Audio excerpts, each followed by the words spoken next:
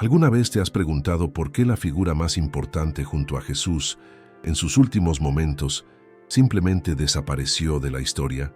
María Magdalena estuvo al pie de la cruz cuando todos los apóstoles varones habían huido aterrorizados. Ella fue la primera testigo de la resurrección. Jesús le encomendó llevar la noticia más importante del cristianismo, y después de eso, silencio absoluto. Los evangelios no mencionan qué pasó con ella, ni dónde fue, ni cómo murió. Como si alguien hubiera borrado deliberadamente los siguientes capítulos de su historia. Pero antes de que cierres este video, pensando que es otra teoría conspirativa sin fundamento, déjame mostrarte algo que los investigadores descubrieron en 1945 en el desierto egipcio. Algo que la Iglesia intentó destruir durante 1700 años. Algo que cambia completamente todo lo que te enseñaron sobre el cristianismo. En diciembre de 1945, un campesino egipcio llamado Muhammad Ali al-Samman encontró una jarra de cerámica sellada enterrada cerca de Nag Hammadi. Dentro había 52 textos en papiro fechados del siglo XIII, textos que alguien escondió deliberadamente cuando el cristianismo ortodoxo comenzó a perseguir otras interpretaciones. ¿Y sabes qué decían esos textos? En el Evangelio de Felipe aparece esta frase textual: la compañera del Salvador es María Magdalena. Cristo la amaba más que a todos los discípulos y solía besarla frecuentemente en la boca. Los otros discípulos se ofendían por esto y expresaban desaprobación. Lee eso de nuevo. La compañera del Salvador. La amaba más que a todos. Solía besarla en la boca. Ahora los defensores de la narrativa oficial dirán que compañera puede significar muchas cosas, que amor era solo espiritual, que beso era un ritual místico. Pero la doctora Elaine Pagels, profesora de religión en Princeton University, quien pasó décadas estudiando estos textos, señala algo crucial. La palabra copta, usada para compañera, es koinonos, el mismo término que en el contexto cultural del siglo I se usaba específicamente para referirse a una esposa o pareja matrimonial. Y aquí está la pregunta que las autoridades religiosas llevan 2000 años evitando responder. Si María Magdalena era simplemente una seguidora más, ¿por qué Pedro sentía tan amenazado su liderazgo que la atacaba públicamente? ¿Por qué el Evangelio de María describe celos explícitos entre los apóstoles porque Jesús la amaba más que a ellos? La respuesta es tan incómoda que tuvieron que destruir todos los textos que la mencionaban, porque María no era solo una discípula, era su igual, su pareja, la portadora de enseñanzas que ni siquiera los 12 conocían. Y si eso es verdad, entonces hay una pregunta aún más perturbadora. ¿Tuvieron descendencia? Piénsalo bien. Jesús era un rabino judío del siglo I. En esa cultura, estar soltero a los 30 años era absolutamente inusual. El matrimonio no era opcional, era un mandamiento religioso. Creced y multiplicaos no era sugerencia. Entonces, ¿por qué nunca se menciona explícitamente en los evangelios canónicos que Jesús estaba soltero? Porque quizás no lo estaba. Y si tuvo esposa, si tuvo hijos, si ese linaje sobrevivió, entonces todo el sistema de poder construido sobre la idea de un Cristo puramente divino, sin conexiones terrenales, sin descendencia humana, colapsa por completo. Ya no necesitas sacerdotes como intermediarios. Ya no necesitas una institución que monopolice el acceso a lo divino, porque la sangre de Cristo estaría circulando ahora mismo entre millones de personas comunes. Esa idea es tan peligrosa que la Iglesia masacró comunidades enteras para enterrarla, pero no lo lograron completamente, porque existen evidencias, documentos escondidos durante siglos, tradiciones preservadas por comunidades perseguidas, símbolos ocultos en catedrales que visitas sin entender su significado, familias específicas en Europa que guardan genealogías inquietantes, rituales secretos que solo tienen sentido si el linaje es real. En los próximos 70 minutos vas a descubrir nombres específicos, lugares exactos, fechas documentadas, símbolos ocultos y, lo más importante, vas a descubrir por qué esta pregunta sigue siendo tan peligrosa hoy que ciertos archivos permanecen clasificados.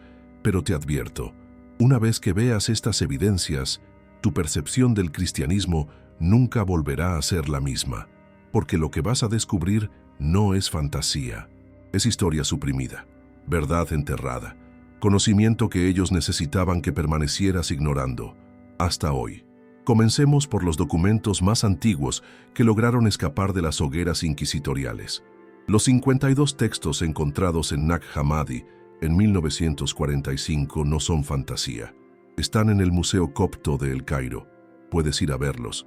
Han sido fechados mediante radiocarbono al siglo III-IV. Son tan reales como la Biblia que está en tu iglesia. La diferencia es que estos textos cuentan la historia que no te dejaron conocer. En el Evangelio de María, cuando ella comparte una visión privada que Jesús le reveló, Pedro explota de ira. ¿Acaso habló el Salvador realmente con una mujer en privado sin que nosotros lo supiéramos? ¿Debemos cambiar nuestras costumbres y escuchar todos a esta mujer?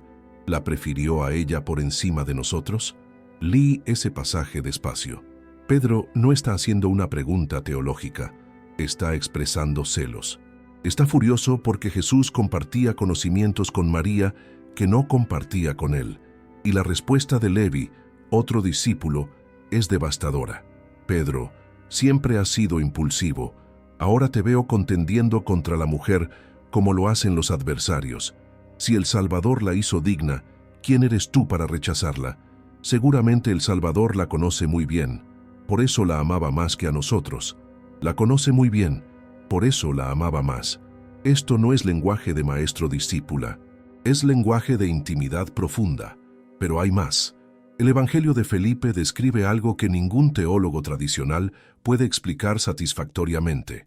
3 personas caminaban siempre con el Señor: María, su madre, María, su hermana, y Magdalena, quien es llamada su compañera. Así que había 3 Marías: su madre, su hermana y su compañera. La palabra copta usada para compañera aquí es otre, que según los expertos en lenguas antiguas como el Dr. Marvin Mayer de Chapman University, en ese contexto específico, solo puede significar esposa o pareja consagrada. Y luego viene la frase que la Iglesia ha intentado minimizar durante décadas. El Salvador amaba a María Magdalena más que a todos los discípulos y solía besarla en la boca frecuentemente. Los demás discípulos se sentían ofendidos por esto. Ahora escucha esto. Cuando el Vaticano fue confrontado con estos textos en la década de 1950, su respuesta oficial fue declararlos falsificaciones heréticas del siglo IV sin valor histórico. Pero hay un problema enorme con esa narrativa. Si estos textos son falsificaciones del siglo IV sin valor, ¿por qué durante el Concilio de Nicea, en el año 325, es decir, antes del siglo IV, ya estaban siendo activamente suprimidos? El historiador Eusebio de Cesarea, quien estuvo presente en el concilio, documentó que decenas de evangelios fueron presentados y solo 4 fueron aceptados como canónicos. Los demás fueron declarados heréticos y ordenada su destrucción. Los criterios no fueron puramente teológicos. El emperador Constantino necesitaba unificar el imperio bajo una sola versión del cristianismo, una versión que mantuviera el orden social, una versión donde las jerarquías de poder fueran claras, una versión donde las mujeres no fueran líderes espirituales. Los textos que presentaban a María Magdalena como figura central, como receptora de revelaciones secretas, como igual o superior a Pedro, amenazaban ese orden. Por eso fueron quemados. Pero algunos grupos se negaron a destruirlos. Los monjes de ciertas comunidades egipcias los escondieron en jarras de cerámica y los enterraron en el desierto, esperando que algún día pudieran ser recuperados. 1600 años después, un campesino los encontró. Y ahora tú los puedes leer. Pero aquí viene algo aún más explosivo. Estamos viviendo días en los que las profecías se están cumpliendo ante nuestros propios ojos, pero la mayoría aún camina en la oscuridad, atrapada en verdades incompletas que fueron cuidadosamente ocultadas a la humanidad durante siglos. Ahora piensa, ¿y si precisamente aquello que fue eliminado de las Escrituras contiene las respuestas que llevas años buscando? respuestas que pueden iluminar tu camino, fortalecer tu fe y revelar el verdadero propósito de la venida de Jesús. Por eso preparé para ti un libro digital poderoso, ¿Por qué los apóstoles ocultaron las palabras más peligrosas de Jesús? Este libro no es solo una lectura, es un despertar espiritual, una herramienta para quienes desean ir más allá de la superficie, liberarse de la manipulación y reconectarse con el Cristo auténtico, sin filtros, sin distorsiones, sin intereses humanos. Descárgalo ahora mismo. Está disponible en el primer comentario fijado. Pero atención, este contenido podría ser eliminado en cualquier momento. Contiene revelaciones espiritualmente sensibles que incomodan incluso a líderes religiosos. No esperes a que sea demasiado tarde. Haz clic ahora. Descarga tu ejemplar y permite que esta verdad comience a transformar tu vida. Y si eres uno de los primeros en descargarlo, vuelve aquí y escribe Amén. Ese será tu acto de fe. Ahora bien, los evangelios no son las únicas evidencias. En 2012, la doctora Karen King de Harvard Divinity School presentó un fragmento de papiro del siglo IV que contiene una frase que causó terremoto mundial. Jesús les dijo, mi esposa. El fragmento es pequeño, solo 8 líneas, pero esa frase específica desató furia institucional. Inmediatamente sectores conservadores atacaron el documento afirmando que era una falsificación moderna, que la tinta era sospechosa, que el papiro era falso. La doctora King respondió con pruebas de radiocarbono realizadas por la Universidad de Harvard, análisis químicos de la tinta por laboratorios independientes y estudios lingüísticos por expertos en copto antiguo.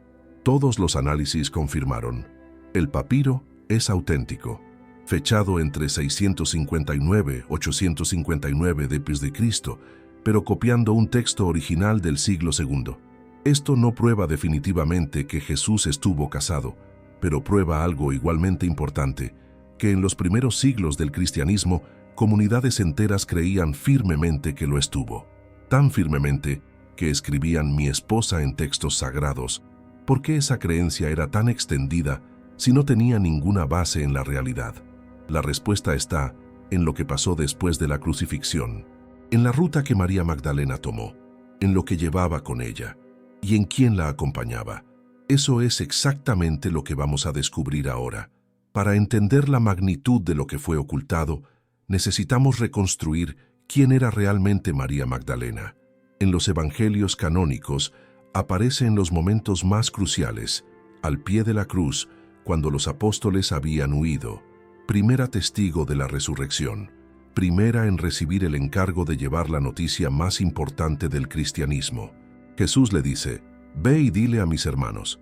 Eso la convierte en apóstol de los apóstoles, término que incluso algunos padres de la Iglesia usaron para ella.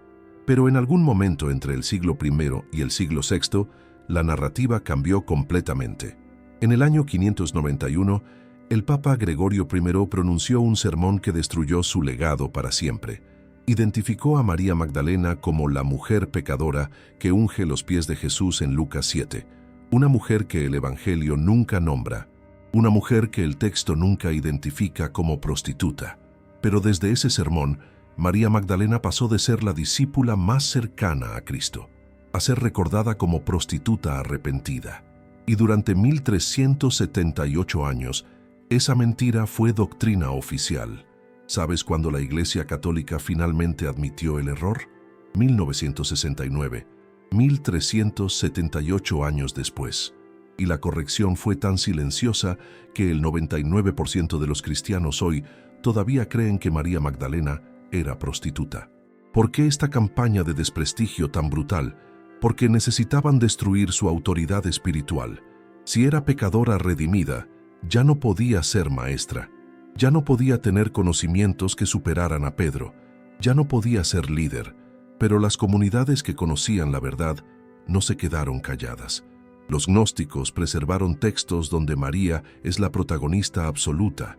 Los cátaros en Francia medieval la veneraban como figura central. Los templarios la honraban en rituales secretos. Y todos fueron masacrados. La cruzada albigense contra los cátaros, 1209-1229, fue una de las masacres más brutales de la historia. Cuando los cruzados tomaron la ciudad de Béziers, el legado papal Arnaud d'Amaury ordenó: «Matadlos a todos. Dios reconocerá a los suyos». Entre 15.000 y 20.000 personas fueron asesinadas ese día. Hombres, mujeres, niños. Su crimen: creer que María Magdalena era la compañera de Cristo, creer que el linaje había sobrevivido, creer que la divinidad no necesita intermediarios institucionales. Los últimos cátaros se refugiaron en el castillo de Montségur. Después de 10 meses de asedio, el castillo cayó en 1244. Más de 200 cátaros fueron quemados vivos en una sola hoguera. Pero antes de la rendición, 4 cátaros escaparon llevando el tesoro, lo que fuera que estaban protegiendo. Ese tesoro nunca fue encontrado. ¿Qué era? Documentos con nombres del linaje, reliquias de María, pruebas físicas de descendencia. Lo que sea que fuera, valía más que sus propias vidas. ¿Alguna vez habías escuchado que María Magdalena fue difamada deliberadamente durante 1378 años, como prostituta sin ninguna evidencia bíblica? Cuéntame en los comentarios. Me fascina conocer cuántos saben realmente los verdaderos buscadores de la verdad como tú. Tu experiencia puede abrir los ojos de alguien que recién está despertando. Pero la historia no termina con la masacre de los cátaros, porque antes de que fueran destruidos, lograron transmitir algo crucial: tradiciones orales, nombres de familias, rutas secretas, y todas esas pistas apuntan al mismo lugar, el sur de Francia. Específicamente, a una pequeña ciudad costera llamada Sainte-Marie-de-la-Mer. Según tradiciones que se remontan al siglo I, preservadas en la leyenda dorada del siglo XIII, pero basadas en memorias mucho más antiguas, María Magdalena llegó allí en un barco sin remos ni velas. No venía sola. La acompañaban María Salomé, María Jacobé, otras Marías mencionadas en los Evangelios, Lázaro su hermano, y una niña de piel oscura llamada Sara. ¿Quién era Sara? La versión oficial dice que era una sirvienta egipcia. Pero existe otra versión, susurrada durante siglos por comunidades que fueron perseguidas por preservarla. Sara era la hija, la descendencia directa de Jesús y María Magdalena. Y lo que vas a descubrir sobre Sara en los próximos minutos va a cambiar todo lo que creías saber. Regresemos a los textos de Nag Hammadi, porque hay detalles que no te he contado todavía. El Evangelio de Felipe no solo menciona que Jesús besaba a María en la boca frecuentemente. Contiene pasajes enteros sobre matrimonio sagrado y unión espiritual que solo tienen sentido en un contexto específico. Escucha esto: el misterio del matrimonio es grande, porque sin él, el mundo no existiría. La existencia del mundo depende del hombre, y la existencia del hombre depende del matrimonio. ¿Por qué un evangelio gnóstico dedicaría tanto espacio a hablar sobre la importancia del matrimonio si Jesús supuestamente era célibe? Después viene este pasaje inquietante. Algunos dijeron: María concibió del Espíritu Santo. Ellos están equivocados. No saben lo que dicen. Cuando una mujer ha concebido de otra mujer. Detente ahí. Este texto está cuestionando directamente la concepción virginal de María, madre de Jesús. Y luego hace una declaración explosiva. El Señor no habría dicho «mi Padre que está en los cielos» si no hubiera tenido otro padre. Simplemente habría dicho «mi Padre». ¿Qué está sugiriendo este texto? Que Jesús tenía tanto Padre terrenal como Padre celestial, que su naturaleza era dual, divina y humana, y que esa humanidad incluía las relaciones humanas normales, incluyendo el matrimonio. Pero hay otro texto aún más explícito. El Evangelio de la esposa de Jesús, ese fragmento del siglo IV que mencioné antes, contiene no solo la frase «mi esposa», sino también esta línea parcialmente conservada: «Ella será capaz de ser mi discípula». ¿Por qué Jesús necesitaría defender la capacidad de su esposa para ser discípula si las mujeres podían ser discípulas sin problema? Porque Pedro y otros apóstoles la estaban rechazando específicamente por ser mujer, y específicamente por ser su esposa. Porque una esposa con conocimientos superiores a ellos destruía la jerarquía que estaban intentando establecer. El Dr. James Robinson, quien dirigió el proyecto de traducción de los manuscritos de Nag Hammadi, señala algo crucial en su investigación. Los textos gnósticos presentan consistentemente a María Magdalena como la discípula más avanzada, aquella que comprende las enseñanzas más profundas. Esto no es accidental. Refleja tradiciones muy antiguas, donde ella era reconocida como maestra por derecho propio. ¿Y sabes qué es lo más revelador? Que los evangelios canónicos, incluso después de toda la edición y censura, no pudieron borrar completamente su importancia. Lucas 8:1-3 menciona que María Magdalena y otras mujeres asistían a Jesús y a los 12 con sus propios bienes. En el contexto judío del siglo I, una mujer soltera no podía viajar con un grupo de hombres sin escándalo absoluto. Pero si era su esposa, todo cuadra perfectamente. Marcos 15:40-41 dice que María Magdalena y otras mujeres seguían a Jesús y le servían cuando estaba en Galilea. El verbo griego usado para seguir es akolouthein, el mismo que se usa para los apóstoles. Ella no era una devota casual, era parte del círculo íntimo, y Juan 21:18 describe el encuentro post-resurrección con un detalle íntimo inquietante. Jesús le dice, María. Ella responde, Raboni, que significa mi maestro en un sentido profundamente personal. Y luego viene la frase misteriosa, no me toques, porque aún no he subido al Padre. ¿Por qué María intentaría tocarlo? ¿Y por qué Jesús necesitaría decirle específicamente que no lo hiciera? Porque el instinto natural al ver a tu esposo resucitado sería abrazarlo.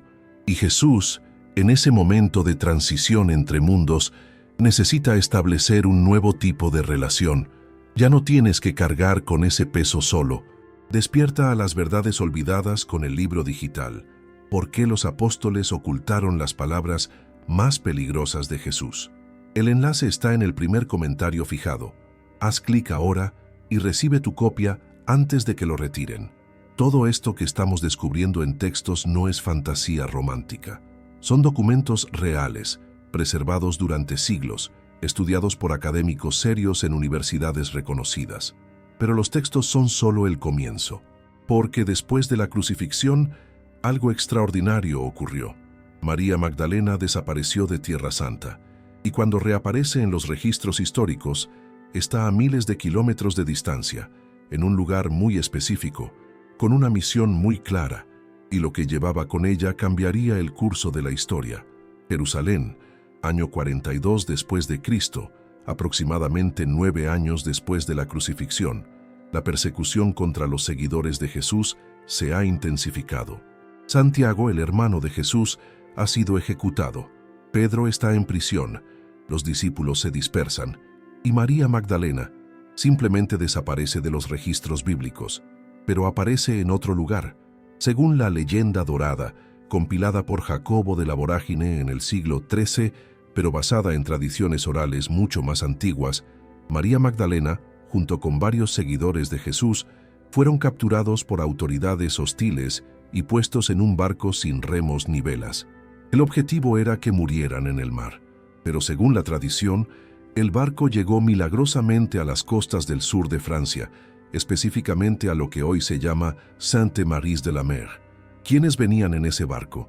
María Magdalena, María Salomé, María Jacobé, Lázaro, Maximino, uno de los 72 discípulos, y una joven llamada Sara. Ahora escucha esto con atención.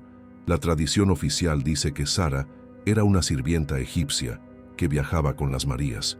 Pero hay múltiples problemas con esa narrativa. Primero, el nombre Sara no es egipcio, es hebreo, significa princesa. Es el nombre de la matriarca bíblica, esposa de Abraham, madre de Isaac. En la tradición judía, nombrar a una niña Sara implica linaje, realeza espiritual. Segundo, las tradiciones preservadas por comunidades gitanas no la llaman sirvienta, la llaman Sara la Kali, Sara la reina, Sara la negra. Los gitanos, quienes han sido custodios de esta tradición durante más de 1000 años, la veneran con una devoción que no tiene sentido si era solo una sirvienta. Tercero, cada año, en mayo, entre 25.000 y 30.000 gitanos de toda Europa peregrinan a Sainte-Marie-de-la-Mer para honrar a Sara. Llevan su estatua al mar en procesión, lloran, cantan, Oran como si estuvieran honrando a alguien de sangre divina. Esta celebración no es reciente. Se remonta a más de 1000 años, documentada en registros medievales. ¿Por qué esta devoción extrema si Sara era solo una sirvienta? La investigadora Margaret Starbird, en su libro The Woman with the Alabaster Jar, propone una teoría respaldada por evidencias antropológicas. Sara era la hija de Jesús y María Magdalena, y los gitanos, comunidad eternamente marginal, eternamente perseguida, pero imposible de eliminar, porque nunca se establecían en un solo lugar. Fueron los custodios perfectos de ese secreto durante siglos. Ahora, ¿por qué Sara la Negra? ¿Por qué el término negra? En simbolismo místico antiguo, negro no refiere solo a color de piel, refiere a lo oculto, lo secreto, lo que debe permanecer en sombras para sobrevivir. El Cantar de los Cantares, texto bíblico sobre amor sagrado que muchos interpretan como alegoría de Cristo y su compañera, dice: «Negra soy pero hermosa, oh hijas de Jerusalén». Sara era negra porque su identidad debía permanecer oculta. Porque si el Imperio Romano o la Iglesia institucional descubrían que la descendencia de Cristo estaba viva, sería cazada y eliminada. Y aquí está la evidencia más perturbadora. En el siglo V, una dinastía comenzó a gobernar Francia llamada los Merovingios. Su fundador, Meroveo, aparece en los registros históricos con un origen misterioso. Las crónicas francas dicen que su madre fue fecundada por una criatura marina, obviamente lenguaje simbólico. ¿Símbolo de qué? Los merovingios se autodenominaban reyes de sangre divina, no porque el Papa los coronara, sino porque afirmaban descender directamente de un linaje sagrado que se remontaba al siglo I. ¿De cuál linaje? Algunos documentos genealógicos preservados en archivos privados de familias aristocráticas francesas sugieren que los merovingios descendían de Sara. Y cuando los merovingios fueron eliminados del poder en el siglo VIII por los carolingios, con apoyo del Vaticano, no fueron simplemente destronados, fueron perseguidos, asesinados, sus descendientes cazados, sus documentos quemados. El último rey merovingio, Dagoberto II, fue asesinado en 679 en circunstancias que los historiadores consideran un complot eclesiástico. ¿Por qué tanto empeño en destruir una dinastía si sus afirmaciones genealógicas eran solo fantasía? Porque no eran fantasía. Porque representaban una amenaza existencial al poder de la Iglesia. Si el linaje de Cristo estaba vivo, en familias específicas, entonces cualquiera podría tener acceso directo a lo divino sin necesidad de sacerdotes, obispos o papas. El sistema completo de intermediación religiosa colapsaría. Si estas revelaciones están tocando profundamente tu corazón, te invito a unirte a nuestro club exclusivo de miembros. Aquí encontrarás una hermandad de buscadores que, como tú, no se conforman con verdades incompletas. Hazte miembro ahora, pero la historia de Sara y los merovingios es solo una pieza del rompecabezas, porque lo que pasó en el sur de Francia después de la llegada de María Magdalena creó una red de símbolos, rituales y sociedades secretas que persiste hasta hoy, y todos protegían el mismo secreto. Para entender por qué esta historia fue tan violentamente suprimida, necesitamos examinar los momentos exactos donde hombres con poder político decidieron qué versión del cristianismo sobreviviría. Año 325 después de Cristo. Nicea, ciudad de Anatolia, actual Turquía. El emperador Constantino convoca el primer concilio ecuménico. Reúne a más de 300 obispos cristianos de todo el imperio. El objetivo oficial: resolver disputas teológicas sobre la naturaleza de Cristo. El objetivo real: unificar el imperio bajo una sola versión controlable del cristianismo. Constantino apenas se había convertido al cristianismo años antes. Su interés no era espiritual, era político. Necesitaba una religión que mantuviera orden, jerarquía, obediencia al Estado. Según los registros del historiador Eusebio de Cesarea, quien estuvo presente, docenas de evangelios diferentes fueron presentados. Comunidades de todo el Mediterráneo traían sus textos sagrados, y los obispos votaron. Sí, leíste bien. Votaron como en una elección política. Los criterios no fueron cuál es más verdadero, sino cuál es más útil para mantener el orden.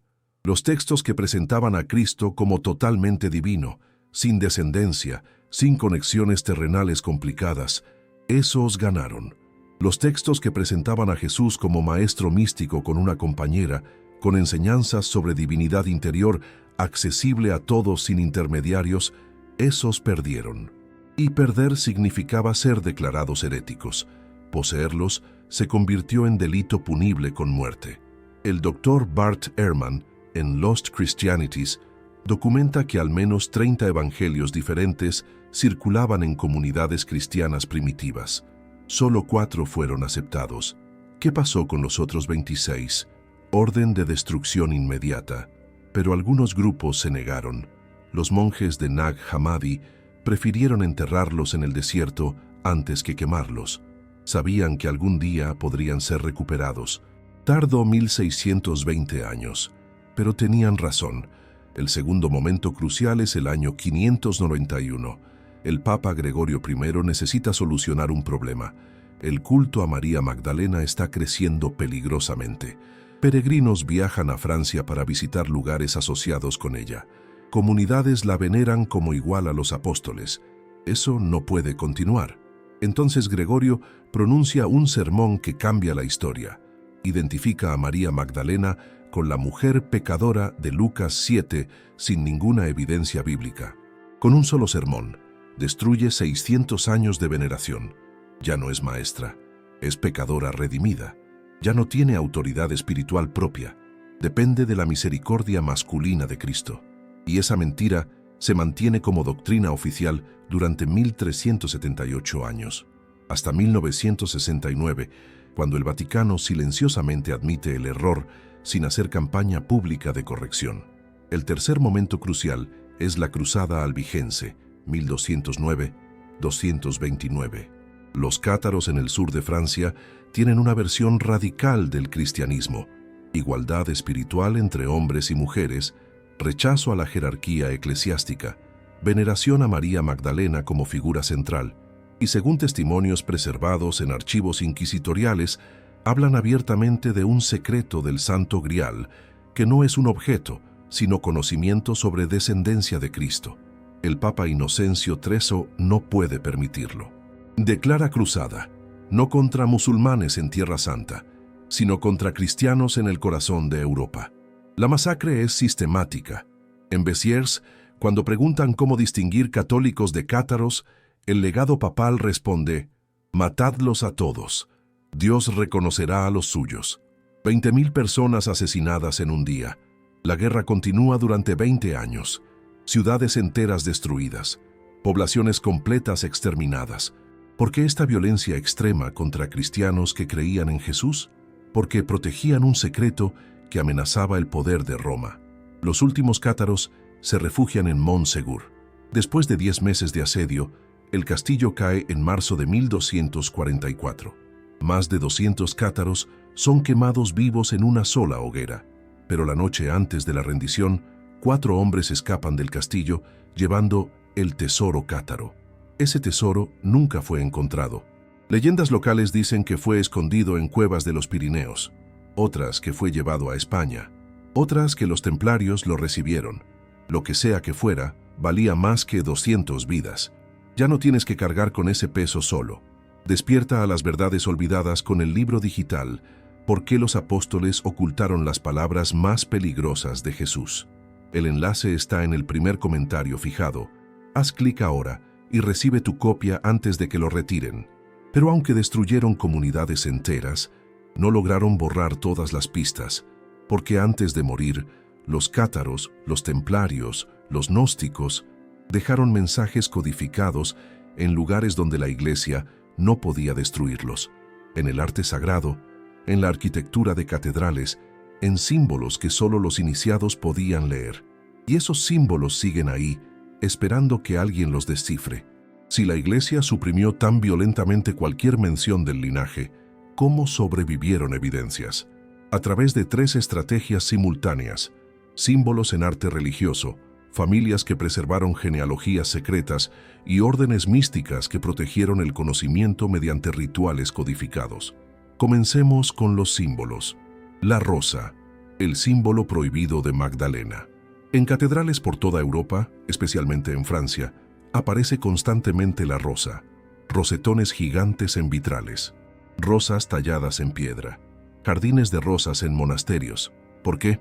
Porque en tradiciones místicas antiguas, la rosa representa lo femenino sagrado, y en códigos secretos de templarios y órdenes gnósticas, la rosa es específicamente María Magdalena. La expresión latina sub rosa significa bajo secreto, información que debe permanecer oculta. La Catedral de Chartres tiene un rosetón de 13,36 metros de diámetro con 11 círculos concéntricos. En el piso hay un laberinto que los peregrinos medievales recorrían de rodillas, y en su centro, una rosa de 6 pétalos. El arquitecto John James, quien estudió Chartres durante 40 años, descubrió que toda la catedral está construida sobre proporciones matemáticas que honran lo femenino sagrado, algo extraordinariamente inusual para el siglo XIII. ¿Por qué?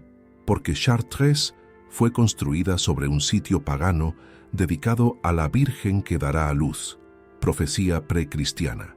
Los arquitectos pertenecían a gremios secretos que preservaban conocimientos ocultos sobre la verdadera María. Leonardo da Vinci y el mensaje en la Última Cena. Observa la Última Cena de Leonardo cuidadosamente. A la derecha de Jesús hay una figura con rasgos delicados, cabello largo, sin barba, vistiendo colores complementarios a Jesús. Él, rojo y azul, la figura azul y rojo, dos mitades de un todo. Durante siglos se asumió que era Juan. Pero Leonardo pertenecía a círculos esotéricos que conocían los evangelios gnósticos. Esa figura es María Magdalena. Observa el espacio entre Jesús y ella. Forma una V perfecta, antiguo símbolo del útero, de lo femenino sagrado, del cáliz que recibe la semilla divina. Observa las manos. Pedro, a la izquierda, hace un gesto amenazante hacia la figura junto a Jesús. Exactamente como los evangelios gnósticos describen su hostilidad hacia María. Leonardo no podía pintar explícitamente Jesús y su esposa en una obra comisionada por la Iglesia, pero dejó símbolos para quienes supieran leer. Las familias custodias, linajes documentados. Ahora vamos a algo más concreto. Familias específicas que preservan tradiciones genealógicas inquietantes. Varias familias aristocráticas europeas han preservado durante siglos documentos genealógicos que las conectan con los merovingios. Y los merovingios, según sus propias afirmaciones registradas en crónicas francas, descendían de un linaje sagrado del siglo I. Los historiadores ortodoxos rechazan esto como fantasía medieval. Y es cierto que muchas familias nobles inventaban linajes divinos para justificar poder. Pero hay un detalle perturbador.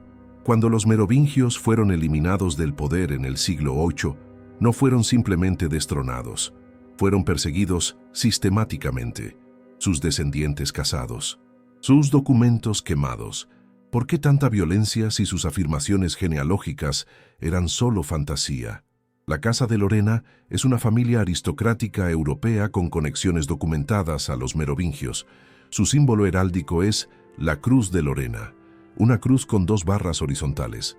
En simbolismo esotérico, la doble barra representa unión de lo divino y lo humano, exactamente lo que el linaje de Cristo representaría. Los duques de Lorena fueron protectores de los templarios antes de su destrucción en 1307. ¿Coincidencia? Los templarios, guardianes del secreto más peligroso.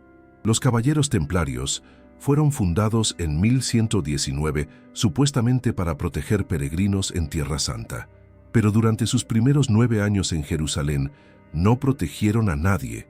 Excavaron bajo el templo de Salomón. ¿Buscando qué? Documentos, reliquias, evidencias. Según tradiciones preservadas en masonería, heredera de rituales templarios, encontraron algo que cambió todo: pruebas del linaje. Cuando los templarios regresaron a Europa, se volvieron inmensamente poderosos, ricos, influyentes. Crearon el primer sistema bancario internacional y desarrollaron rituales secretos de iniciación donde el conocimiento se transmitía por niveles. En 1307, el rey Felipe IV de Francia y el Papa Clemente V los destruyeron.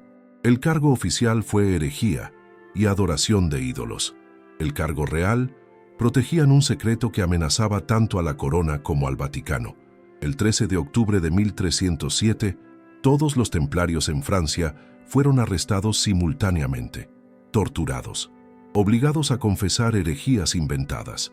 El gran maestre Jacques de Molay fue quemado vivo en 1314, pero antes de morir, gritó desde la hoguera: «Dios sabe quién se equivoca y ha pecado. Pronto caerá desgracia sobre aquellos que nos han condenado injustamente». Un mes después, el Papa Clemente V murió. 8 meses después, el rey Felipe IV murió, ambos en circunstancias misteriosas. ¿Maldición? ¿Coincidencia? ¿O algo más? Las Madonas Negras. María oculta a plena vista. Existen más de 500 estatuas de vírgenes negras en catedrales europeas, figuras de María con piel oscura, inexplicables según iconografía tradicional. La explicación oficial es que son vestigios de cultos paganos a diosas madre. Pero el investigador Ian Begg propone otra teoría en The Cult of the Black Virgin. Representan a María Magdalena, la otra María, y son oscuras porque debían permanecer ocultas. Muchas están ubicadas en rutas de peregrinación hacia lugares asociados con Magdalena, Francia, especialmente camino a Saint-Baume, donde ella supuestamente vivió. Y curiosamente, las Madonas Negras son veneradas con una devoción que supera a las vírgenes tradicionales. Milagros son atribuidos a ellas. Peregrinos viajan específicamente para verlas. ¿Por qué? Porque en el subconsciente colectivo cristiano, estas estatuas representan algo más profundo que la Madre de Jesús. Representan a su compañera, a la portadora del linaje. ¿Desde dónde estás viendo este video? Me emociona saber que estas verdades están llegando a almas sedientas en todo el mundo. Escribe tu país o ciudad. Formemos una red global de buscadores de la verdad. Los símbolos están por todas partes. Las familias custodias preservan genealogías. Las órdenes secretas transmiten rituales. Pero hay evidencias aún más concretas, evidencias físicas, arqueológicas, y esas evidencias son las más perturbadoras de todas. Ahora entramos en el territorio de evidencias físicas que pueden ser medidas, fechadas y verificadas científicamente. La tumba de Talpiot, el descubrimiento más controvertido. En 1980, durante construcción de apartamentos en el suburbio de Talpiot en Jerusalén, excavadoras descubren una tumba familiar del siglo I. Dentro hay 10 osarios, cajas de piedra donde se colocaban huesos después de la descomposición, práctica judía común en esa época. Los osarios tienen inscripciones, nombres tallados en arameo y griego. Y aquí comienza lo inquietante. Yeshua bar Yehosef, Jesús hijo de José, María, Matia, Mateo, José, hermano de Jesús mencionado en Marcos 6:3, Mariamne, Emara, María conocida como maestra. Ese último nombre, Mariamne, es crucial. En los Hechos de Felipe, texto apócrifo del siglo IV, María Magdalena es llamada específicamente Mariamne. No es el nombre común María, sino la forma griega educada, sugiriendo a alguien de estatus cultural superior. Análisis de ADN de residuos óseos en los osarios, Yeshua bar Yehosef y Mariamne Emara, revelaron algo explosivo. No tenían relación genética, pero estaban enterrados juntos en tumba familiar. En contexto judío del siglo I, solo esposos sin parentesco sanguíneo eran enterrados juntos en tumbas familiares. Ahora, los arqueólogos ortodoxos rechazan que esta sea la tumba de Jesús de Nazaret. Argumentan que los nombres eran comunes, que puede ser coincidencia, y tienen razón en ser cautelosos. Yeshua, Jesús, María y Yehosef, José, eran nombres extremadamente populares, pero el Dr. Andrei Feuerberger, profesor de estadística en Universidad de Toronto, calculó la probabilidad de esa combinación específica de nombres apareciendo juntos por casualidad en una tumba en Jerusalén en esa época, aproximadamente 1 en 600. No es prueba definitiva, pero tampoco es insignificante. Y existe otro detalle perturbador. Después de la controversia inicial en 2007, cuando el documental The Lost Tomb of Jesus fue transmitido, el acceso a la tumba fue severamente restringido por la Autoridad de Antigüedades de Israel. ¿Por qué? Si no tiene nada que ver con Jesús, ¿por qué tanto secretismo? El papiro de la esposa de Jesús, prueba del siglo IV. En 2012, la doctora Karen King presenta un fragmento de papiro del siglo IV en un congreso en Roma. El fragmento contiene 8 líneas en copto. En la cuarta línea aparece claramente: Jesús les dijo, mi esposa. La sexta línea dice, ella será capaz de ser mi discípula. Inmediatamente, el Vaticano y sectores conservadores atacan el documento. Lo declaran falsificación moderna. La doctora King responde con batería de pruebas científicas: radiocarbono por Harvard, papiro fechado entre 659 y 859 d.C., análisis de tinta por laboratorios independientes, composición consistente con siglo VIII, análisis lingüístico, gramática copta auténtica de ese periodo. Todas las pruebas confirman: el papiro es genuino. Esto no prueba que Jesús estuvo casado, pero prueba que en el siglo VIII, comunidades cristianas creían firmemente que lo estuvo. ¿Por qué esa creencia era tan extendida siglos después de Cristo si no tenía base histórica? Los rituales secretos, prácticas que solo tienen sentido si el linaje es real. Ahora vamos a rituales específicos preservados por comunidades gnósticas y órdenes místicas. Según documentos inquisitoriales del siglo XIII, registros de interrogatorios a herejes, ciertos grupos celebraban el banquete de las bodas sagradas. La ceremonia incluía pan y vino, como la última cena, aceites perfumados, recreación simbólica de la unción de Jesús por María, celebración de la unión sagrada del Salvador y su compañera. ¿Por qué celebrar bodas de Jesús si nunca estuvo casado? Los que celebraban estos rituales fueron quemados vivos. Otro ritual documentado es el beso de paz mencionado en el Evangelio de Felipe. El Salvador solía besar a María en la boca frecuentemente. En comunidades gnósticas, el beso era parte de ceremonias iniciáticas, transmisión de conocimiento espiritual. Pero cuando ocurría entre Cristo y María, simbolizaba la unión de opuestos complementarios: Logos masculino y Sofía femenina. Las Madonas Negras también tienen rituales específicos asociados. En Montserrat, España, peregrinos tocan la mano de la Virgen Negra y piden bendición del linaje. En Chartres, Francia, procesiones llevan estatuas negras en fechas específicas relacionadas con María Magdalena, 22 de julio. ¿Por qué estos rituales persistieron durante siglos si no tenían significado profundo? El culto a Sara la Negra, la tradición más antigua. Cada año en mayo, 25.000-30.000 gitanos peregrinan a Sainte-Marie-de-la-Mer. Llevan la estatua de Sara al mar, la sumergen en agua, cantan cánticos en romaní que nadie más entiende, lloran, oran. He revisado documentos históricos sobre esta peregrinación. Está registrada desde el siglo XI, pero tradiciones orales gitanas afirman que se remonta al siglo I. Antropólogos que han estudiado comunidades gitanas reportan que ancianos, en privado, revelan tradiciones sobre la princesa de sangre sagrada que llegó desde Tierra Santa. No una sirvienta, una princesa.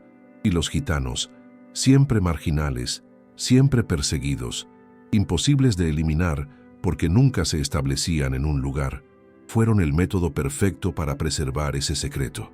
Ya no tienes que cargar con ese peso solo.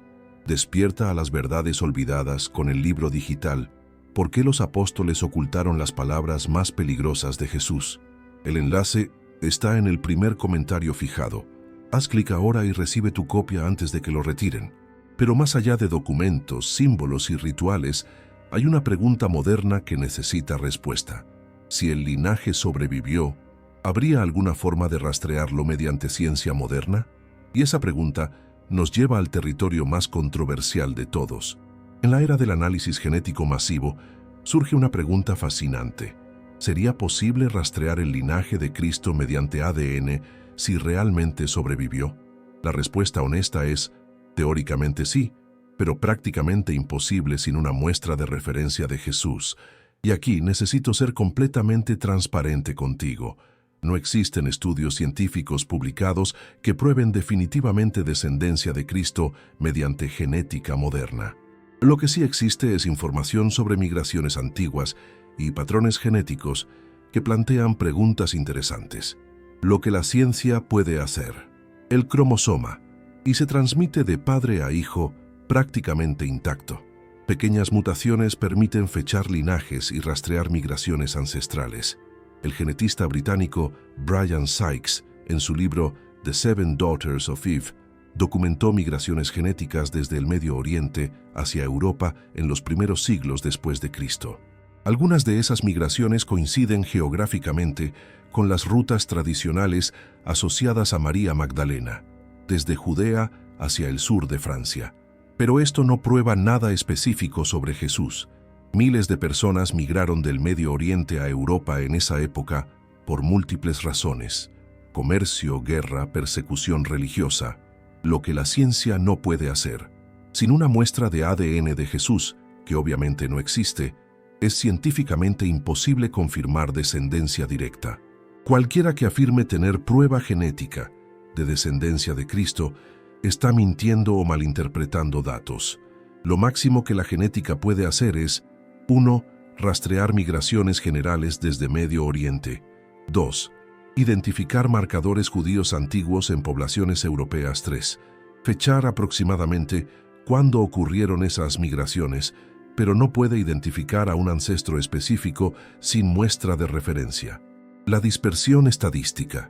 Aquí está un hecho matemático interesante.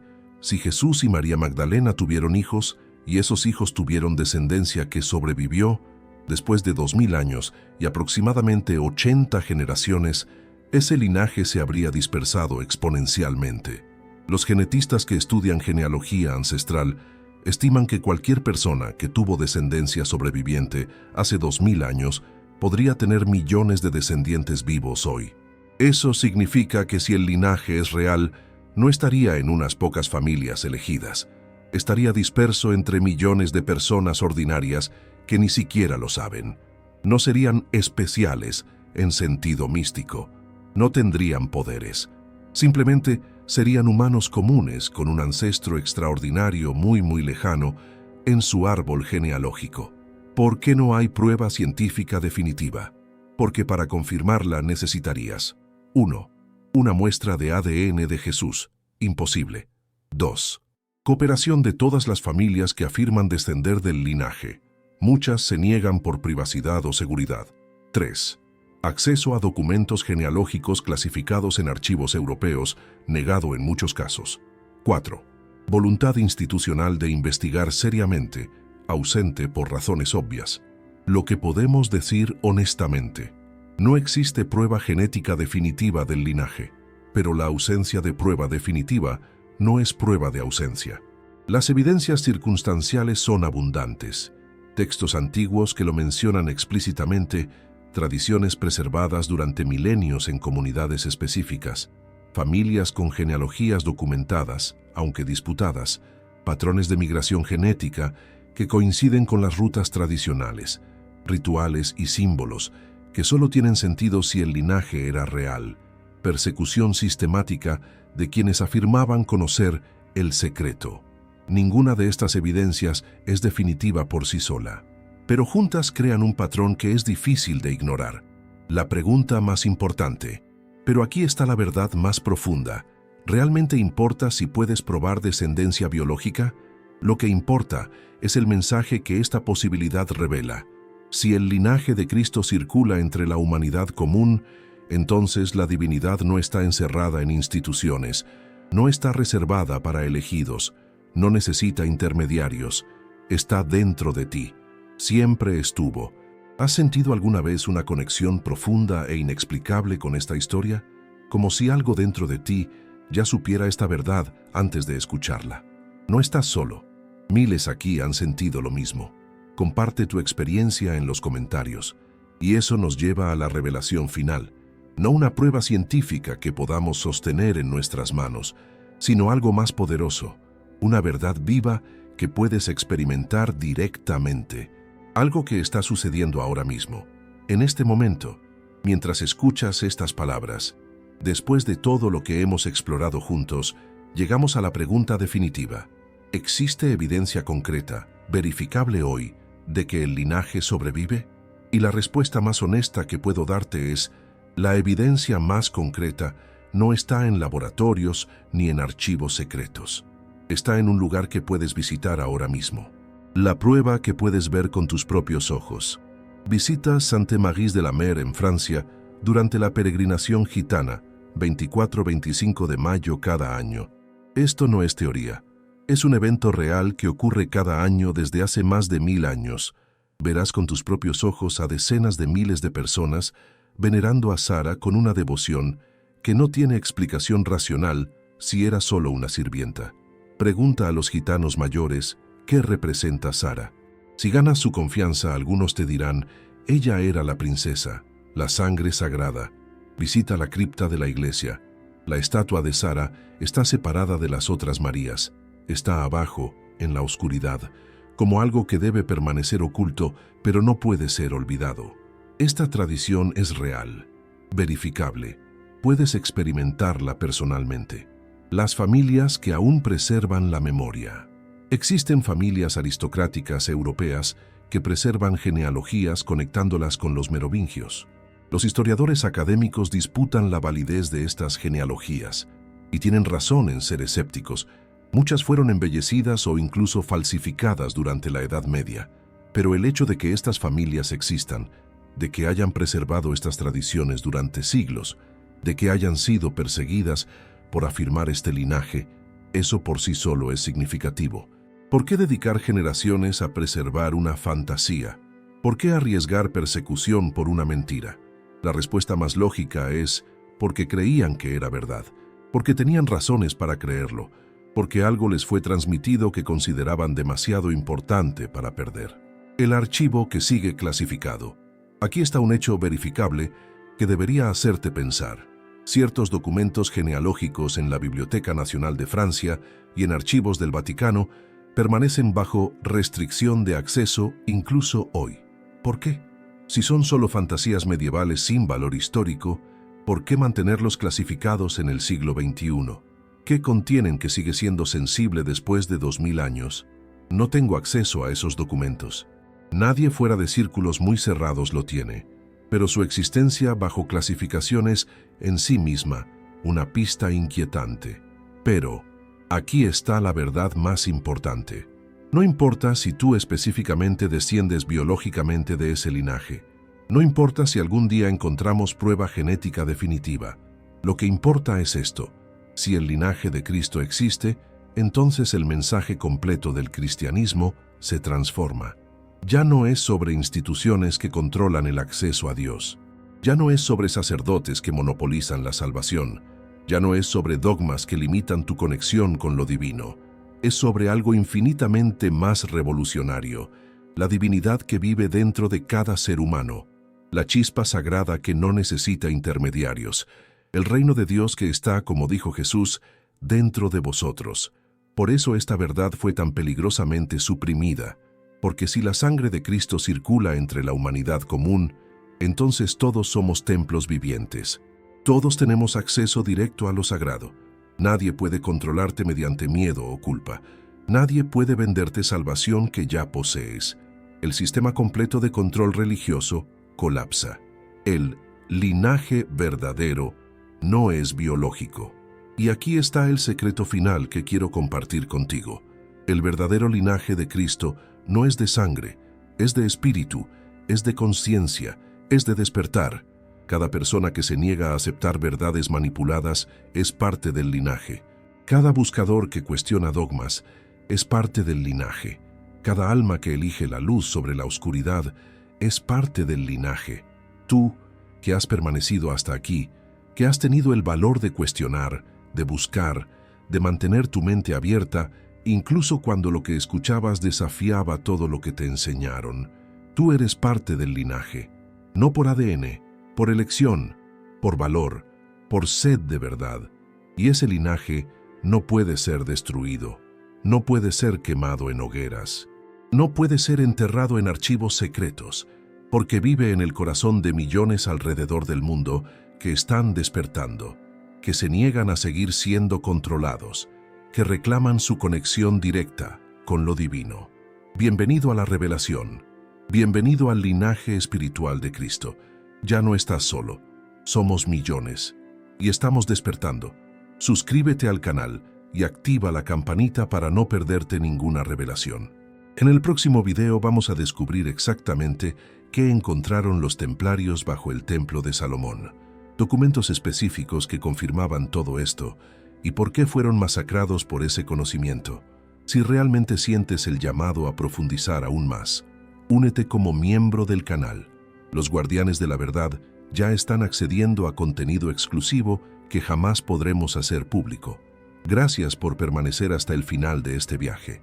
Recuerda, la verdad siempre sale a la luz. Y tú ahora eres portador de esa luz. Comparte este conocimiento. Despierta a otros. Sé parte del cambio. Nos vemos en el próximo video, donde la revelación continúa. Que la verdad te libere. Amén.